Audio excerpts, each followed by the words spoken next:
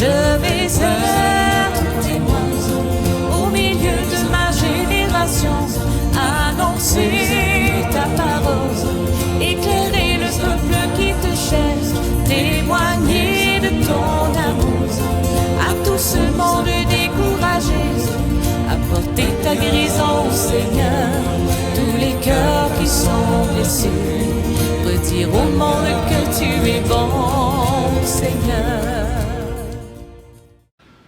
Chers frères et sœurs, chers amis, je vous salue au nom de Jésus. Je vous souhaite toute la santé du corps, de l'âme et de l'esprit. Alors, je prie pour que tout aille pour le mieux chez vous.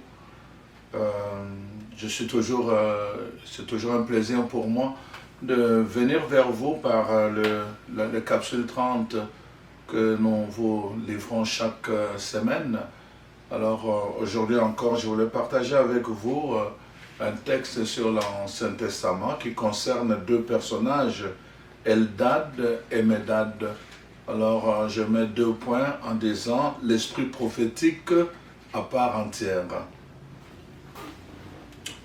Avant de commencer ce message d'aujourd'hui, je voulais d'abord remercier tous ceux et celles qui prennent le temps de faire le partage de notre site de Capsule 30 La Parole. Je les appelle toujours les missionnaires de Capsule 30 La Parole. Vraiment que Dieu vous bénisse.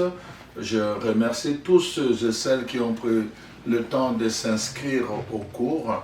Je vous informe que le cours sur le renversement de forteresse intérieure en cette étape est déjà en cours, en ligne, et que le deuxième cours va l'être bientôt. Alors donc je vous encourage vraiment d'aller visiter, d'aller regarder les commentaires. Je pense que les gens qui l'écoutent sont édifiés. Alors je prie Dieu pour que ça soit le cas pour vous. Alors aujourd'hui donc je disais, je voulais vous partager un peu sur ce texte que je tire du livre des Nombres que nous allons regarder tout ensemble, nous allons examiner ensemble. Nous avons tous été élevés et moulés par, bon évidemment j'allais dire dans des critères évidemment d'opposition, les critères de bien et le mal, les critères de permis et interdits, les critères de croyants et non-croyants, les critères de pratiquants et non-pratiquants, les critères de charismatiques et non-charismatiques. Et on fonctionne là-dedans dans ces critères-là et puis on pense que c'est naturel. Mais Dieu ne nous regarde pas de cette façon-là. Une des caractéristiques de Dieu, c'est vraiment son amour déroutant. Son amour déroutant qu'il manifeste évidemment envers tous ses enfants. Dieu lui est préoccupé par une seule chose. Il veut que ses enfants soient sauvés et parviennent à la connaissance de la vérité. Cette vérité concerne d'abord Dieu lui-même, son mode opératoire, son cœur que Jésus est venu nous révéler. Et la parole de Dieu nous montre évidemment comment Dieu, justement dans sa bonté, de façon déroutante, il peut, comme dit la Bible, n'est-ce pas, manifester sa bonté à qui il veut, comme il veut et où il veut. Alors donc, par exemple, il va faire pleuvoir sur le bon et sur le méchant. Quand il fait tomber sa pluie, il ne va pas choisir simplement le quartier où il y a des chrétiens et là où il y a des non-chrétiens, la pluie ne tombe pas. Non, Dieu il livre sa pluie sur tout le monde, sur toute l'étendue, le bon comme le méchant. Nous dit la parole de Dieu, Dieu fait pleuvoir sur eux. Alors sans distinction.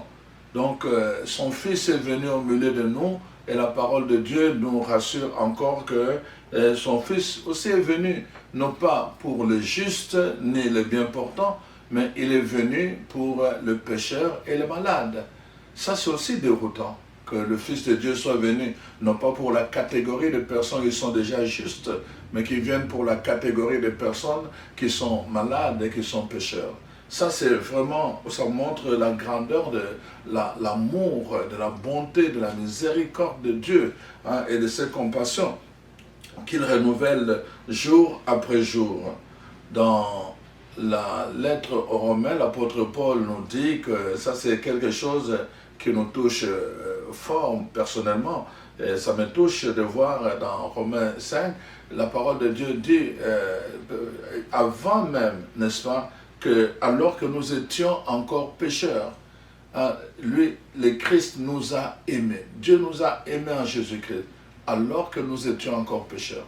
Voyez-vous, là où nous les humains, nous fonctionnons toujours en termes de préférence, avec des critères, n'est-ce pas, qui sont les nôtres. Donc la parole de Dieu nous montre le cœur de Dieu, comment ce cœur est différent. Alors donc, le but, c'est en même temps aussi, nous devons apprendre à imiter Dieu. Nous devons apprendre à imiter le cœur de Dieu. En fait, c'est ça que la parole de Dieu voudrait nous montrer. Nous sommes les représentants de Dieu sur la terre, nous sommes les enfants de Dieu sur la terre. La nature de Dieu doit habiter notre nature humaine. Nous devons avoir ce cœur de Dieu, non pas tout le temps, et donc rester dans les critères d'opposition, mais entrer dans cette opposition pour manifester, n'est-ce pas, la grâce de Dieu, la bonté de Dieu, la puissance de Dieu, comme lui-même le fait sans distinction. Quand il fait pleuvoir sur le bon et sur le méchant, sans distinction. Comme il va attirer son attention sur les personnes qui sont les plus fragilisées, les personnes malades et les personnes pécheurs. Avoir le même amour pour ces gens-là, avoir la même considération, c'est en fait ça, c'est là que nous sommes appelés. Dans le cœur même de Dieu, donc, nous est révélé, comment je vais dire, par Jésus-Christ. Jésus est venu nous révéler le cœur de Dieu, donc qui met d'ailleurs en opposition avec notre cœur, n'est-ce pas, qui est plein de jugement. Nous aimons juger et en même temps aussi, nous avons moins de compassion envers les gens. Nous aimons juger. Alors nous devons donc imiter le cœur de Dieu, ainsi nous voulons vraiment être ses enfants ici sur la terre, et si nous voulons vraiment le manifester. Donc nous avons vu comment dans sa souveraineté, n'est-ce pas, Dieu il veut donner à qui il veut, comme il veut, quand il veut, où il veut. Ça, c'est notre Dieu. Il donne comme il veut. Il peut se passer de notre structure pour donner à qui il veut, comme il veut, quand il veut. Et c'est ce que nous allons découvrir à travers donc ce texte que je vous propose du livre des Nombres au chapitre 11. Donc, en général, c'est à partir du verset 24 et je prends jusqu'au verset 30. Donc ici, c'est vraiment l'histoire du peuple de Dieu qui est en chemin dans le désert, en train de marcher vers la terre promise. Et ce peuple est conduit par Moïse. Alors la parole de Dieu nous montre que dans le désert, pendant qu'ils sont en marche, n'est-ce pas, le peuple ne fait que râler. Donc tout le temps, c'est des murmures, c'est des critiques. Le peuple, il n'est pas satisfait, il n'est jamais satisfait d'ailleurs. Alors c'est tout le temps des murmures contre Dieu, des murmures contre Moïse, n'est-ce pas? Maintenant, le peuple est en train de râler. Pourquoi? Parce qu'il a peur qu'il puisse manquer de nourriture. Voyez-vous? Et Moïse en a assez. Moïse en a assez. Il va prier Dieu, il va crier à Dieu en demandant justement que Dieu puisse, n'est-ce pas, éliminer ce peuple. Il en a marre. Au lieu d'éliminer le peuple, Dieu plutôt va lui donner une autre proposition. Le cœur humain, souvent, c'est cela. Quand on en a assez, on veut maudire. Quand on en a assez, on veut s'en débarrasser. Mais Dieu, non, il nous propose une autre chose. Dieu propose d'adjoindre à Moïse 10 anciens. Voyez-vous? Et c'est là, c'est vraiment ce qui est intéressant avec notre Dieu. Donc, il va adjoindre à Moïse 70 anciens. Donc, pour soulager, alléger sa tâche, pour qu'il ne soit pas seul à subir le poids, n'est-ce pas, de ce peuple, il va lui donner, n'est-ce pas, une aide, afin que ces anciens soient opérationnels dans le même esprit que Moïse.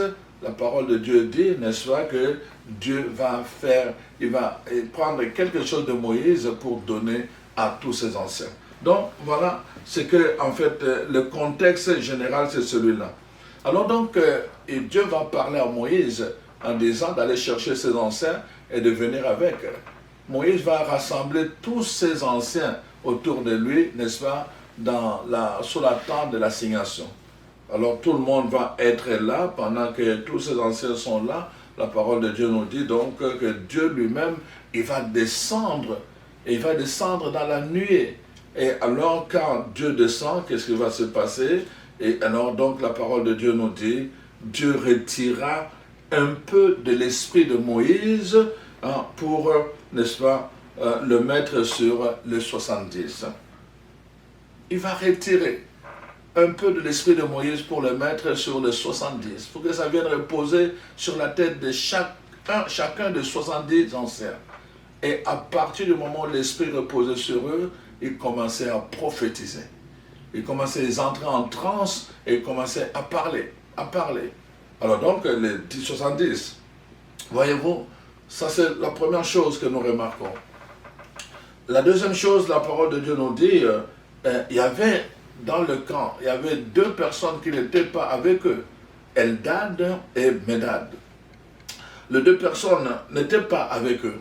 Ils n'étaient pas sur la tente d'assignation, mais ils étaient dans le camp. Dans le camp, c'est-à-dire un endroit qui n'était pas approprié pour la manifestation du Saint-Esprit. Ils étaient dans un endroit qui n'était pas sacré. Donc c'est ça que ça nous montre. Ils étaient dans un endroit qui n'était pas sacré.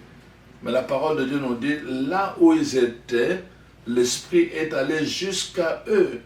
Et l'Esprit est reposé sur eux, sur leur tête.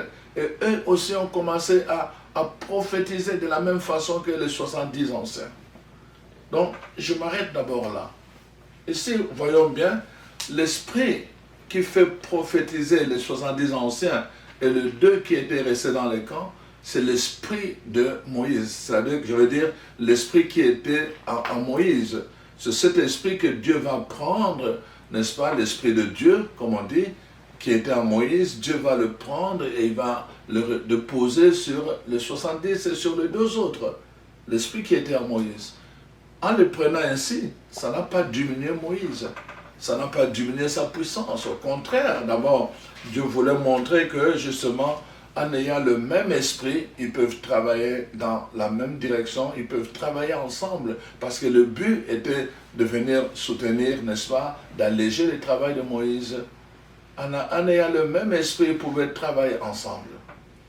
Alors donc, c'est cet esprit qui vient reposer sur Moïse, cet esprit qui va reposer aussi sur le 72, le même esprit va reposer sur le 2, Eldad et Médad dans le camp.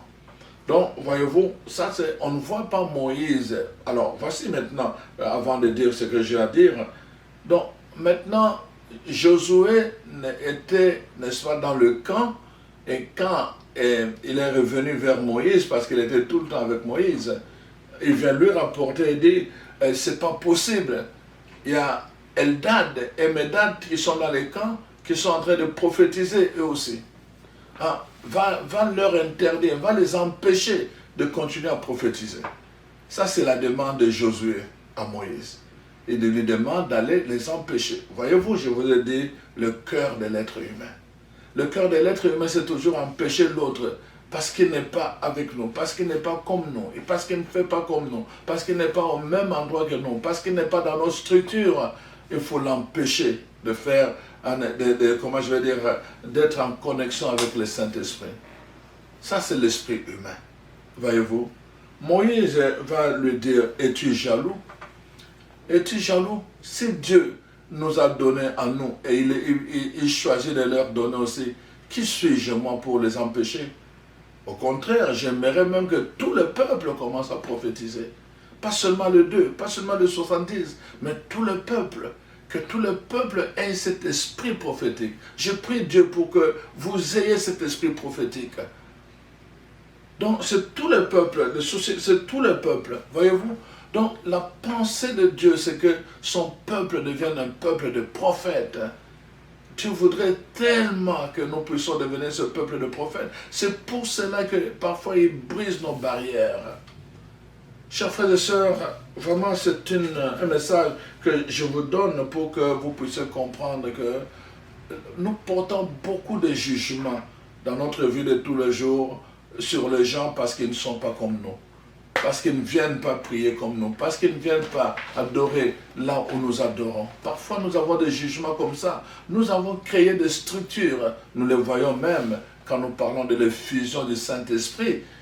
Nous avons créé des structures. Nous allons faire des séminaires, on fait donc ceci, et à la fin, on dit il y a l'effusion. Quand je suis allé arriver dans une des paroisses, il y a une dame qui m'a raconté un peu parce qu'elle était tellement contente d'apprendre que je venais dans leur paroisse. Elle dit vraiment, j'ai beaucoup prié le Seigneur pour qu'il nous envoie un prêtre qui est dans le renouveau charismatique. Alors, elle me dit que à un moment donné, comment, en fait, elle a fait son expérience du renouveau. Elle n'était pas préparée, elle avait juste le désir parce qu'elle voyait comment les gens priaient, comment les gens louaient Dieu. Elle voulait, elle aussi, elle voulait faire cette expérience. Elle entendait les gens parler en langue, elle voulait faire cette expérience. Elle n'avait que le désir. Malheureusement, elle n'avait pas participé à toute la préparation. La préparation qui était faite à travers le séminaire à l'époque, c'était vraiment très strict. Donc il fallait participer au séminaire pour recevoir l'effusion. Voilà que, donc, le dernier jour où il devait y avoir la séance de l'effusion du Saint-Esprit, un samedi, elle est venue se présenter. Et on lui demande, mais est-ce que tu as participé au séminaire? Elle dit, non, c'est la première soirée que je viens. Elle dit, mais pourquoi tu viens? Oh, je veux recevoir le Saint-Esprit. Pardon, je désire recevoir, être rempli du Saint-Esprit. Elle a dit que ça. On est allé voir le responsable, le frère est venu, et dit, pourquoi tu... Il dit, en tout cas, je veux recevoir le Saint-Esprit, je veux être rempli du Saint-Esprit. Alors donc, là, il dit, bon, là, le responsable a dit, non, je pense qu'elle est vraiment remplie du désir de vivre cette expérience, laissez-la entrer. Alors, on l'a laissée entrer, elle est venue s'asseoir, elle s'est assise dans presque même le premier banc. Et quand est arrivée la période de l'effusion du Saint-Esprit, on a commencé à prier, croyez-le ou pas, elle a commencé à parler en langue. Tous ceux qui étaient préparés pendant une semaine de séminaire ne parlaient pas en langue. Elle a commencé à parler en langue. Elle qui était venue la dernière soirée. Elle a commencé à parler en langue. Alors, elle me raconte que malheureusement, ça donnait un sentiment négatif auprès des autres. Les gens n'étaient pas contents. Les gens n'étaient pas contents, ils ne comprenaient pas pourquoi elle qui n'avait pas suivi le séminaire pouvait parler en langue, alors qu'eux qui s'étaient préparés ne parlaient pas en langue. Voyez-vous, ça c'est l'humour de Dieu. Ça, c'est l'humour de Dieu. Dieu peut se passer de nos structures. Dieu peut se passer de nos organisations. Dieu peut se passer de toutes nos mises en place. Il peut s'en passer. Il peut donner à qui il veut, comme il veut, quand il veut, où il veut. Il peut le faire comme il a fait avec Eldad et Medad. Vraiment, peut-être vous n'avez jamais eu l'occasion d'aller assister à des séminaires pour l'effusion du Saint-Esprit. Peut-être vous n'avez pas eu... Non, vraiment, mon message, c'est vous encourager vraiment à disposer votre cœur, vous laisser remplir du désir de vivre une communion avec Dieu, du désir de vivre une communion avec le Saint-Esprit, du désir vraiment de vous laisser envahir par lui. Donc, quand vous êtes dans cette dimension-là, habité par ce désir, là où vous êtes, dans la sincérité de votre cœur, Dieu peut venir vous visiter. Le ciel peut venir à votre rencontre. Le ciel peut venir vous visiter et vous pouvez faire des choses extraordinaires. Vivre une expérience que peut-être même que vous ne vivrez pas dans une célébration, que vous ne vivrez pas dans une préparation, n'est-ce pas? Que vous ne vivrez même pas dans des séances de mise en place qui ont été préparées, n'est-ce pas, des séminaires pour ceci ou cela. Alors donc, chers frères et sœurs, ne vous laissez pas intimider par les choses. Parfois, voyez-vous, on se laisse remplir des sentiments négatifs, d'exclusion même, en disant c'est pas fait pour moi, parce que moi je n'ai jamais fait ceci, je n'ai jamais fait cela. Notre Dieu n'est pas celui-là. Donc je voulais te dire aujourd'hui vraiment que le don de Dieu, son esprit à lui, n'est-ce pas, n'est pas l'apanage, je veux dire, des lieux sacrés ou encore l'apanage de personnes autorisées. ni même de mise en place humaine. Donc, oui, le lieu sacré, bien sûr, pour se rassembler. Oui, les personnes autorisées, bien sûr, il faut qu'il y ait de l'ordre dans l'assemblée. Oui, il faut qu'il y ait de mise en place, bien sûr, pour favoriser cet ordre-là. Mais Dieu n'est pas limité par toutes ces structures, il n'est pas limité par ces mises en place. Notre Dieu, plusieurs personnes témoignent comment ils ont fait l'expérience de la puissance de Dieu. Ce n'était même pas, n'est-ce pas, dans des structures, même pas parfois dans l'église. Et c'était parfois en dehors de l'église. Je vous ai parlé de plusieurs expériences que j'ai faites. Je commençais à parler en langue, non pas dans une séance de séminaire, ni dans une séance de fusion du Saint-Esprit. C'était vraiment dans la maison, alors que j'étais en train de faire la lessive. Donc, voyez-vous, Dieu se moque parfois de nos structures. Et c'est très important que nous comprenions cela. Les structures que nous avons mises en place ne sont pas toujours, n'est-ce pas, ce dont Dieu se sert. C'est ça que je voudrais dire. Ce n'est pas toujours ce dont Dieu se sert. Oui, bien sûr, on a besoin de structures, mais parfois ce n'est pas ce dont Dieu va se servir. Il peut passer à côté, n'est-ce pas? Il peut passer à côté. Donc, c'est à nous à être attentifs, justement, et capables d'identifier, de discerner, d'entendre, n'est-ce pas, cette présence de Dieu là où il passe, n'est-ce pas, cette présence de Dieu, même alors quand il passe, qu'on puisse sentir que non, c'est là que le Seigneur est, et c'est en ce moment même que le Seigneur est. Nous devons aussi être capables vraiment de réaliser, de discerner, n'est-ce pas, ce manque de présence, c'est-à-dire que là où il ne passe pas. Parfois, on peut avoir préparé toutes les structures et tout, Dieu ne passe pas là, il ne passe pas par là. Nous devons être capables de reconnaître toutes ces choses-là. Ne soyons pas entêtés, ne soyons pas non plus, ne faisons pas les choses par défi. Non, Dieu est Dieu. Nous pouvons faire ce que nous pouvons, mais Dieu n'est pas soumis à ce que nous faisons. Alors donc, c'est important de comprendre cela, de relativiser aussi les choses. Parce que parfois, quand nous ne relativisons pas, nous pouvons avoir, n'est-ce pas, des conséquences qui peuvent, n'est-ce pas, nous faire douter de nous-mêmes, nous faire douter de Dieu, et parfois même nous faire douter de nos élans de prière. Alors c'était très important de partager cela, parce que vraiment, je vais t'encourager à prendre conscience que Dieu est Dieu. En fait, il a une liberté dans sa bonté, il peut visiter n'importe qui. D'abord pour que tu changes ton regard envers ces gens-là, en pensant toujours que les bonnes personnes sont ceux qui sont dans telle position, les bonnes personnes sont ceux qui viennent à l'église et tout le reste. Non, ce n'est pas ça les critères de Dieu. Dieu regarde le cœur, il ne regarde pas le reste, il regarde le cœur de chacun. Et il est libre, dans sa liberté souveraine, il peut agir où il veut, quand il veut et avec qui il veut. Alors donc c'est important de réaliser cela. Quand tu vois que Dieu fait des choses, de bonnes choses autour de toi, bénis le Seigneur, glorifie le Seigneur. N'aie pas l'attitude que Josué a eue, n'est-ce pas, de jalousie, pour dire il faut empêcher. Comme ce groupe-là, la jalousie envers la sœur, parce qu'elle a parlé en langue alors qu'elle n'avait pas assisté à tout le séminaire. Ça, c'est des attitudes humaines. Ça montre justement que l'esprit n'est pas passé dans ce cœur-là. Mais quand nous sommes habités par l'Esprit de Dieu, nous devons accepter que Dieu passe où il veut. Et quand nous avons reconnu son passage dans la vie de quelqu'un, nous devons apprendre à glorifier Dieu. Oh Seigneur, je te rends grâce, je te bénis pour cette sœur vraiment qui vient de vivre une expérience extraordinaire. Je bénis pour elle. Vraiment, je te bénis parce que je sais que parce que tu as fait avec elle, tu pourras aussi le faire avec moi. Donc, ma prière change. Pas de jalousie, mais action de grâce. Et c'est ça parfois qui nous manque.